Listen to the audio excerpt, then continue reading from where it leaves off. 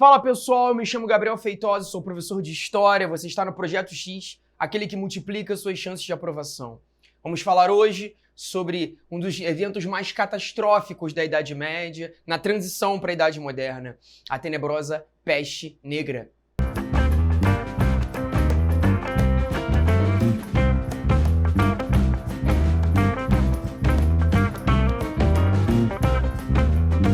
Bom, galera, para início de conversa aqui, é importante você ter em mente que a Europa vivia a época o que a gente chama de renascimento comercial e urbano do século XIV, né? É um momento de grande crise do feudalismo. O feudalismo é um sistema que se consolida na Europa no século IX depois de Cristo e que vai viver aí o seu ápice nos séculos X, XI. A partir do século XII, o modelo feudal ele vai entrando em crise, ele vai entrando numa longa decadência, né? É o período que a gente chama de Baixa Idade Média. E é quando a peste negra acaba se proliferando na Europa, tá? Entenda que nós temos os eventos conhecidos como cruzadas, que vão ser decretados pelo Papa Urbano II em 1095 d.C., ou seja, no final do século XII, né? E a partir de então, final do século XI. E a partir de então a gente percebe toda uma lógica de expedições militares providenciadas, claro, por nobres, né, mas também com a participação de camponeses, de clérigos, de uma série de padres e bispos e pessoas ali de várias ordens sociais em direção a Jerusalém. O grande objetivo da cruzada foi a reconquista do centro religioso de Jerusalém, que à época havia sido ali invadido pelos turcos seljúcidas, posteriormente ali invadido por outros povos também de origem muçulmana, tá? Então é importante perceber que a cruzada, ela traz como consequência um fluxo demográfico muito intenso do Ocidente para o Oriente. E claro que essas pessoas depois vão retornar, né? Quem sobrevive a esse processo acaba voltando do Oriente para a Europa e no processo você precisa de rotas, você precisa de caminhos, você precisa de estradas, você precisa de uma lógica de viagem, né? Algum tipo de organização de viagem para conectar as cidades europeias a Jerusalém. E essa é uma grande consequência desse processo cruzadista e também deve ser entendido como um antecedente da peste negra, né? Porque a gente vai perceber, por maior contato do europeu com o asiático e vice-versa, né? Também é um ponto que os historiadores argumentam como causa da peste. Você passa a ter muitos organismos, vírus, bactérias, né? Você tem um choque microbiano, um choque de micróbios mesmo, né? Que é um processo que a gente vai perceber também quando os europeus chegarem à América, né? Você tem a chegada de Francisco Pizarro, Hernán Cortés, o próprio Cabral ao Brasil. Também há um choque microbiano nesse caso, né? Onde você tem populações europeias chegando em ambientes que ele não conhecia antes e que o seu próprio organismo, né? Que o seu próprio bioma ali, o interno, o corpo das pessoas também não conhecia esses ambientes. Então esse choque biológico é algo que deve ser levado em consideração, né? É um momento também onde você passa a ter desagregação do sistema feudal, o feudalismo não está mais se sustentando economicamente, é um modelo que está sendo agora modificado, claro, não de maneira proposital, né, mas de uma maneira muito natural. A gente vai ver a transição do feudalismo para o modelo capitalista, porque agora eu já tenho lógica de moedas, eu passo a ter um modelo comercial com base em juros, com base no lucro, com base no comércio dos excedentes dentro da Europa. Então, uma consequência importante também desse processo cruzadista. A gente precisa de rotas para conectar o Ocidente com o Oriente. E aí você tem rotas famosas dos mercados de especiarias, esses produtos, esses temperos, né, que o homem europeu ele vai trazer da China, da Índia, da Arábia para a Europa. Lembrando, galera, que a especiaria, ela tem um valor cotidiano muito importante, né? Porque ela não só torna a comida mais saborosa, como ela também vai disfarçar o gosto de comida podre, né? A gente sabe que isso é estratégia, comum, né? Nas casas brasileiras, o feijão tá azedando, você bota ali mais azeite, né? Bota mais alho, coloca algum condimento, mistura o feijão com outra coisa. Isso aí é estratégia, o brasileiro sabe se virar muito bem nesses casos, né? E o europeu, ele vai utilizar muito bem esses temperos, essas especiarias, na tentativa de manter uma alimentação de maior qualidade e mantendo seus alimentos sendo consumidos por um maior período de tempo, tá? Então é um ponto aqui legal de você entender por que a especiaria ela vai ser tão cara na Europa, né? Você tem a famosa Rota da Seda também, né, que está aqui no seu material, conectando a França à China, é uma rota terrestre, passava por dentro do continente europeu, também por dentro da Ásia Central, até chegar à região de Pequim, né? Então, realmente, você tem esse produto chegando à Europa, a seda, o linho, novos materiais ali. Então, a maneira de se vestir do homem europeu vai mudar muito. Então, você pode pensar, pô, Gabriel, é um período de certa prosperidade, né? Sim, economicamente falando, dá até para pensar aqui que os momentos anteriores à peste negra foram momentos de uma certa prosperidade, porque a cruzada, ela traz prosperidade econômica, tá? Não prosperidade religiosa, porque a Igreja Católica não consegue fincar suas igrejas dentro de Jerusalém. Nós temos um problema, né? Porque os turcos continuam vivendo no interior daquela cidade, você ainda tem aquele território como um território muçulmano, ok? Então a Igreja Católica não conseguiu retomar o controle. Porém, nobres, comerciantes, camponeses, padres, bispos, conseguem ter certo contato comercial com o Oriente e isso é considerado positivo para a época, né? Então você tem a proliferação das feiras medievais, né, locais ali improvisados de comércio, que se proliferaram tanto, né, que você começa a ter as feiras também com muros ao seu redor. E aí há o fenômeno da Baixa Idade Média que chamamos de burgo, né? Os burgos medievais. Burgo seria o mesmo que fortaleza, né? Seriam ali cidades, não no modelo de cidade que a gente conhece hoje, mas muito parecido, né? Muros elevados de pedra, protegendo quem mora ali dentro, e os habitantes dos burgos nós vamos chamar de burgueses, né? É o termo ali utilizado para o período. Então é legal perceber essa lógica agora de urbanização que a Europa vive, e no interior desses burgos, no interior dessas cidades, comércio, troca de produtos, especiarias, utensílios sendo comercializados ali, o artesanato sendo também bem organizado. Então a vida urbana europeia, ela tem ali, né, uma certa prosperidade, né, naquele contexto. Rotas marítimas também vão surgir, é o caso da rota do Mediterrâneo, que na verdade não surgiu naquele momento, a rota do Mediterrâneo é muito antiga, ela vai ser utilizada pelos romanos antes de Cristo. Mas o Mediterrâneo foi reaberto ao Oriente, graças à própria cruzada, né? Você tem a chamada Quarta Cruzada, chamada de cruzada comercial, onde os mercadores de Gênova, Veneza, passaram a atuar ali no tráfego ali das suas embarcações, né, dos seus navios, em direção ao Oriente Médio, em direção à Índia e à China. Então, muito antes do Vasco da Gama, né, navegar em direção às especiarias, você já tem italianos navegando pela famosa Rota do Mediterrâneo, que é uma rota muito importante, conectando o comércio europeu com o comércio asiático. Você tem a Rota de Champagne, que passava por dentro da França, né, conectando ali o sul da Europa ao norte da Europa. E, por fim, a Rota do Mar do Norte, que fazia ali o comércio de pescado nas regiões da Escandinávia, também no norte da Alemanha, o que seria hoje o norte da França. Então você vê, a Europa se moderniza nesse momento e é um antecedente fundamental da peste negra, porque realmente, conforme esses produtos chegam à Europa, eu também tenho, claro, a chegada de epidemias. Esse mapa aqui, galera, ele evidencia um pouco melhor o papo que eu tô trazendo a vocês, né, para tornar um pouco mais claro, né? Você vê, essas linhas aqui, verde, roxa, são as linhas de comércio. Então você tem muito produto vindo aqui dessa região, onde seria o leste europeu, né? Aqui você tem o território do atual Império, o atual Império não, na época, né? O Império Bizantino, ele atuava aqui nessa região. Mais pra cá você tem a atuação dos árabes, né? E vão comercializar seus produtos. Aqui você tem Constantinopla, né? Atual Istambul, grande centro econômico do mundo bizantino, e essas rotas vão passar por dentro dessa região do leste europeu, em direção à Itália, chegando aqui na Botinha, né? Essa é a rota do Mediterrâneo, né? A partir da chegada à Itália, você tem Gênova e Veneza aqui como portões de entrada desses produtos, né?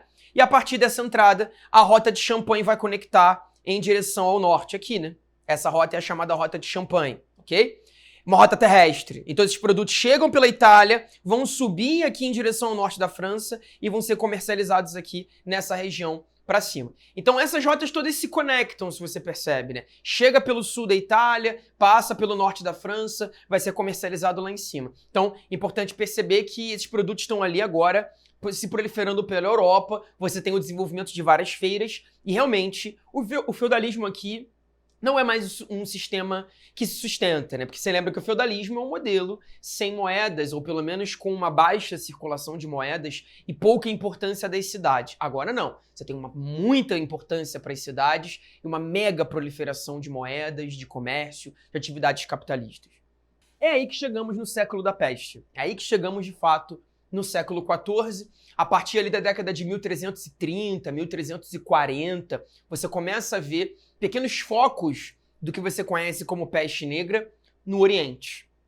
Então, parecido com o que a gente está vendo agora no caso do coronavírus, né? A gente tem o caso da peste negra, os sintomas dessa doença, inicialmente desenvolvidos no território indiano, chinês, onde você tem ali toda a região do Extremo Oriente. É importante perceber que a Europa já estava numa certa crise. O século XIV é considerado um século de muitas crises. A partir de 1315, você tem uma grande fome, a chamada fome feudal, né, apelidada também de grande fome em alguns livros, onde notamos uma dificuldade no desenvolvimento agrícola. Né? A Europa ela viveu ali um retorno de uma boa agricultura depois das cruzadas, porque os europeus trouxeram muitas técnicas agrícolas do Oriente. Então você tem a charrua de ferro, a drenagem de pântanos, novos modelos de sementes. Então ali no contexto das cruzadas, a Europa conseguiu voltar a produzir comida, né, com maior qualidade.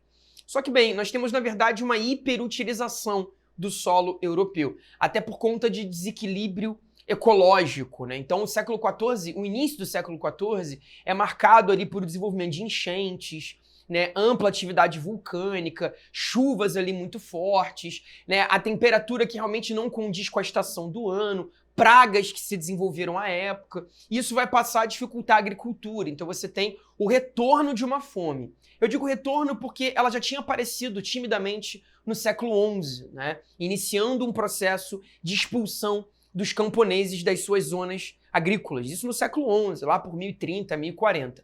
Agora você tem um retorno desse problema, agora por uma questão de desequilíbrio ecológico. Então a Europa vive uma fome naquele momento.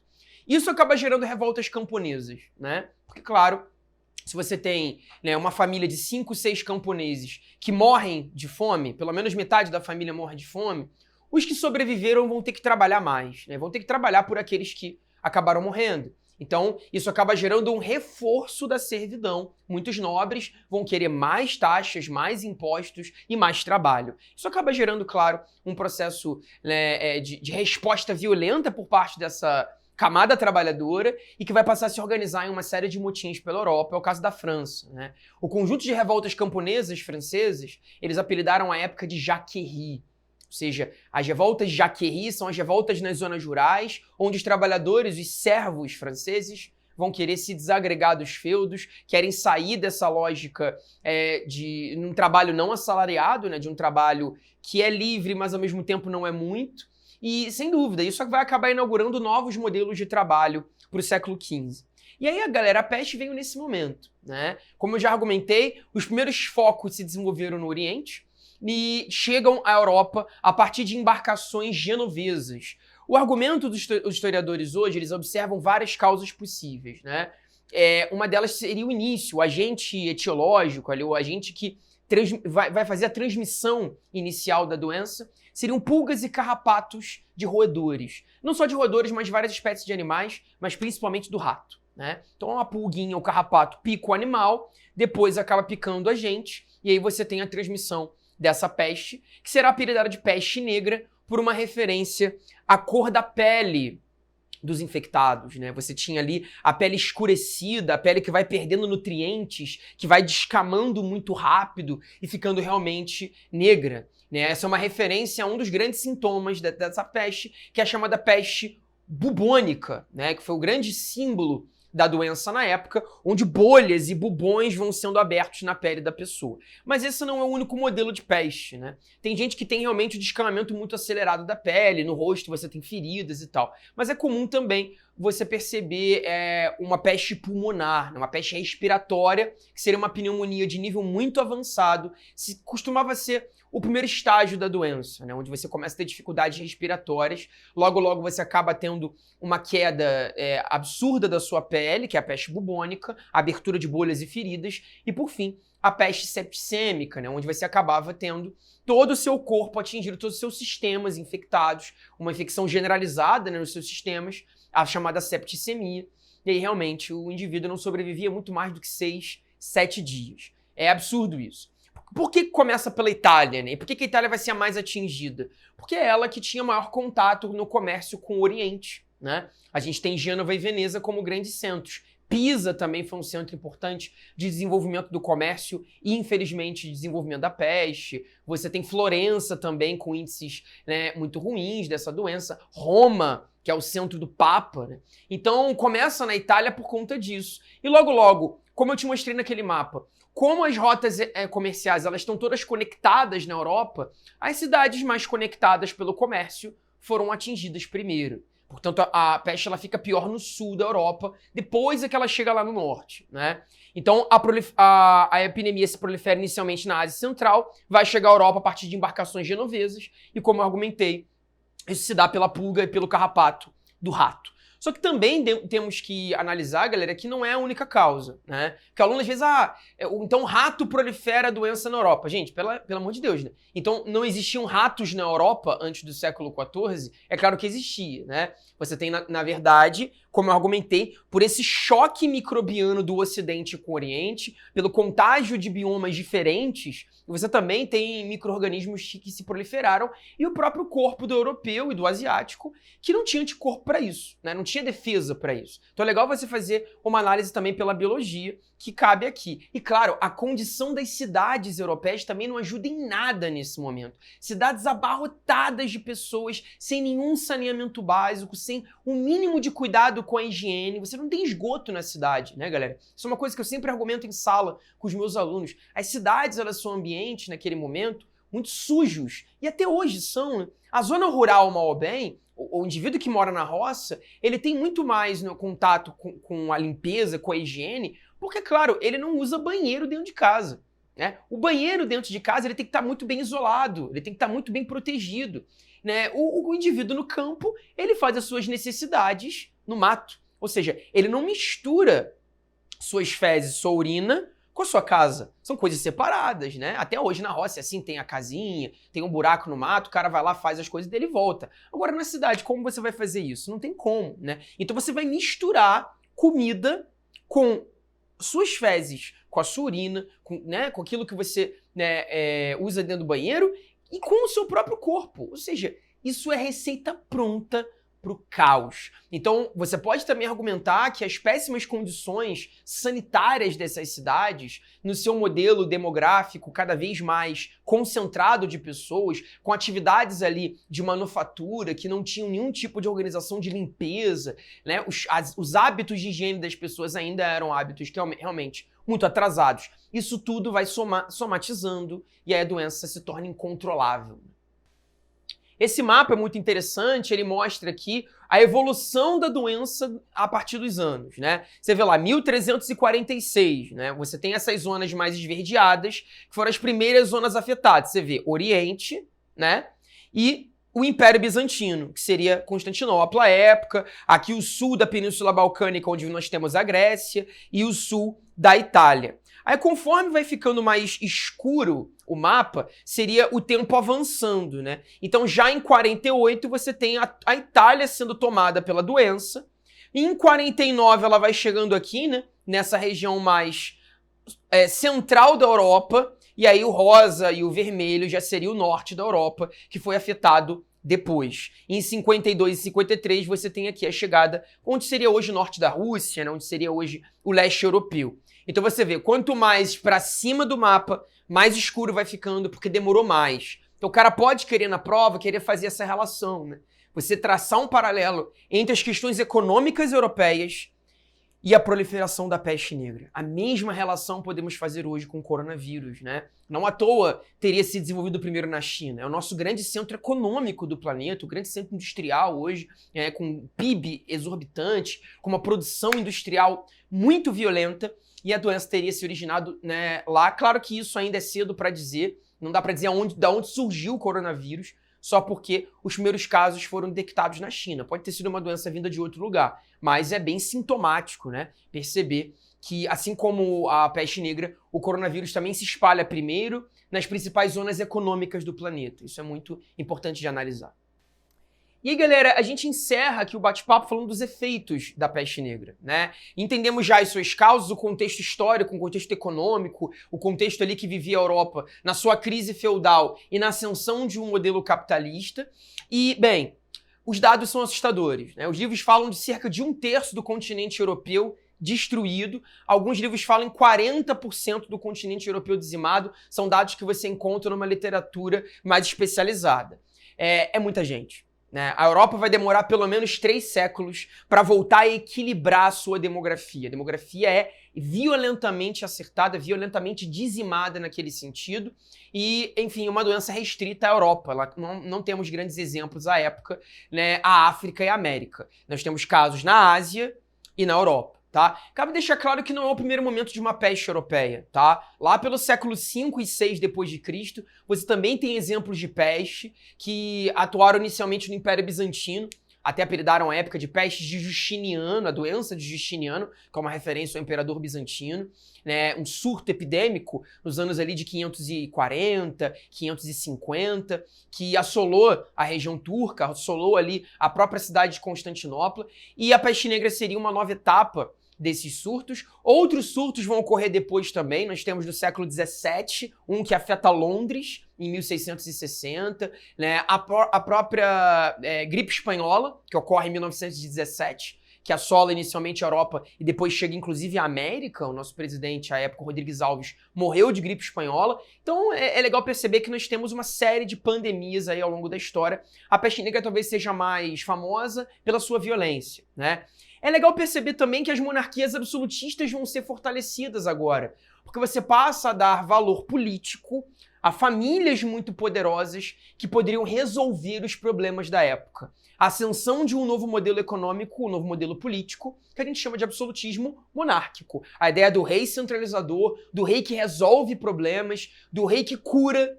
Nós temos essa ideia atribuída, a própria ideia do milagre atribuído a certos monarcas, o rei curador, o rei que não é atingido por doenças, o rei que é uma criatura quase perfeita. Então esse modelo absolutista, ele ganha força a partir do século XIV e você pode relacionar isso com a peste negra. É uma relação interessante. A ideia dos reis que vão curar a humanidade, tá bom? Legal perceber também que a arte vai ser muito afetada. Isso é um ponto que você pode fazer no paralelo com a literatura. Olha como essa aula é rica, né? A gente fala de biologia, a gente fala de política, a gente fala de economia, a gente fala até de arte. A peste negra, ela movimenta vários conteúdos, né, várias matérias. A arte ela vai ser muito impactada por essa morte de 40% do continente. Porque a literatura agora vai dialogar muito com o macabro, vai dialogar muito com o fúnebre, vai dialogar muito com questões negativas, essa visão da morte. A morte vai habitar muito a literatura naquele momento, a pintura, a escultura, o modelo de xilogravura medieval também aparece muito, né? A gente até mostrou anteriormente aqui, no material anterior, deixa eu voltar aqui para vocês verem, né? Vocês têm essa imagem aqui que eu mostrei, que é a arte do final da Idade Média, mostrando a ideia das caveiras, né? Você consegue ver melhor o material. A caveira, ela aparece muito na arte medieval agora. O uso do esqueleto que simboliza a morte e o esqueleto em cenas comuns. Você vê a ideia da morte que habita a casa das pessoas, que está no campo, que está na igreja, como uma metáfora para a peste, né? Essa própria ideia de que a peste vai atingir todo mundo. E isso será apelidado na arte medieval de dança macabra, o uso de esqueletos, o uso da morte como uma alegoria na arte, né? Isso atinge até a música, né? Esse modelo, né, do barroco, né, que está começando agora, daqui a pouquinho, no século XV, XVI, né? Você tem um modelo de barroco, de uma arte de ópera barroca, né? de uma ópera de capela, de uma ópera menor ali. Então são concertos que têm uma lógica que dialoga muito com o macabro, né? E a religião é o ponto mais atingido aqui. Como é que a Igreja Católica... Como a Igreja Católica vai lidar com isso, galera? Meus irmãos, precisamos nos unir neste momento.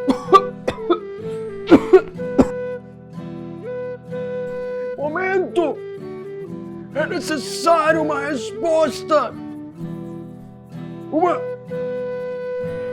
Uma resposta severa da Igreja da Santíssima Trindade Católica.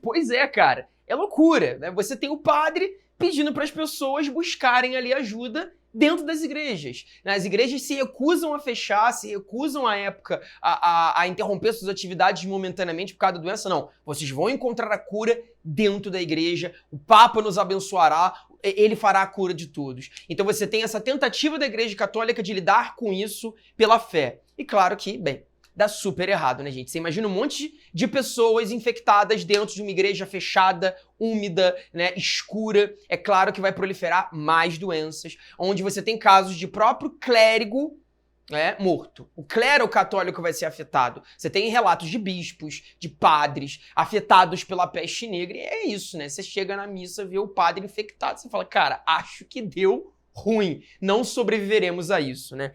Então começam a crer na ideia de um apocalipse.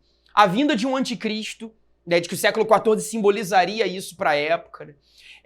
Os sacramentos têm que ser reforçados, essa ideia da unção dos enfermos, que é um sacramento católico importante, né? Só que, galera, as pessoas morriam muito rápido. Então não dá tempo de ungir todo mundo. Não dá tempo de rezar o cara no leito de morte. Quando você vai rezar o cara já morreu. Então olha as pessoas percebendo o seguinte, cara, que nem os sacramentos nós conseguimos seguir. Você tem crianças mortas antes de serem batizadas. Ou seja, estamos condenados ao inferno. Há uma tentativa de reforçar o sacramento católico, não conseguem fazer isso. E aí, qual é a conclusão que o homem medieval tira disso tudo, já que o teocentrismo aqui é tão presente? Deu ruim. Não conseguiremos sobreviver aqui, né? Então, há um enfraquecimento da mentalidade espiritualista. A Igreja Católica mergulha numa certa crise filosófica, numa certa crise intelectual. A própria ideia do carpe diem já começa a aparecer aqui, que vai ser muito comum no Renascimento, né? Aproveite o dia, viva as questões materiais, experimente comidas, ouça novas músicas, viaje para novos lugares, curta o dia, porque a vida é muito curta, o fim dos tempos se aproxima. Então olha que interessante, você pode dizer que a peste negra ela é um antecedente da lógica da Renascença, de aproveitar os prazeres mundanos, que a gente chama de hedonismo, né? E do carpe diem, que seria aproveitar o dia até o esgotamento dele. Então é um elemento legal essa mudança de mentalidade que a gente vai perceber aqui, né? E claro, a Europa também vai ter uma visão moralista sobre a doença. Isso é muito sério. A gente vai ver isso também em relação à gripe espanhola, até sobre a AIDS dá pra gente falar. Gente, a ideia de que a doença ela vem para moralizar a humanidade, como se fosse um castigo mesmo, sabe? O ser humano, ele saiu do controle, saiu das rédeas, então nós precisamos dessa doença para nos trazer um pouco de moral, para moralizar aqueles que desvirtuaram a fé, aqueles que cometem pecados, aqueles que não se batizam. Então, a ideia de uma doença moralizadora. Isso aparece também na gripe espanhola, porque, bem, a gripe espanhola veio em 1917, quando a Primeira Guerra Mundial estava acabando. Então, qual é o recado que a humanidade acreditou ali que estava recebendo? Estamos tomando um baita castigo divino porque vivemos a pior guerra da história, né? Para eles era a pior guerra até então. E aí você olha para o coronavírus hoje, o discurso é muito parecido, né? Isso é um castigo, né, pelos nossos excessos, pela sociedade que não se controla, né, por estarmos desvirtuados moralmente. A própria ideia da AIDS também nos anos 80 foi vista dessa maneira como um castigo à comunidade LGBT, né? A ideia do câncer gay, só aqueles que são imorais e que contraem tal doença. Então ela vem para moralizar. Olha como é interessante a relação que a gente faz entre pandemia e moralidade. Isso é um debate muito legal de levar para a sociologia, um debate muito interessante, né, da gente analisar. A própria socióloga, escritora Susan Sontag, tem algumas obras para analisar um pouco desse elemento, de como a doença ela pode ser vista, infelizmente, dentro de um discurso moralista. O que não é válido aqui, mas infelizmente apareceu para a época. Agradeço a paciência, espero ter ajudado vocês. Esse foi um breve bate-papo sobre peste negra. Claro que esse assunto puxa muitos outros, né? É muito interessante pegar a análise da peste para você notar o fim do feudalismo e o início da Idade Moderna. É uma ótima maneira também de você revisar alguns desses estudos. Curta esse vídeo se você gostou, compartilhe com seus amigos. Conhecimento é sempre importante, ainda mais nesse momento que estamos vivendo. A gente se vê numa próxima. Até mais.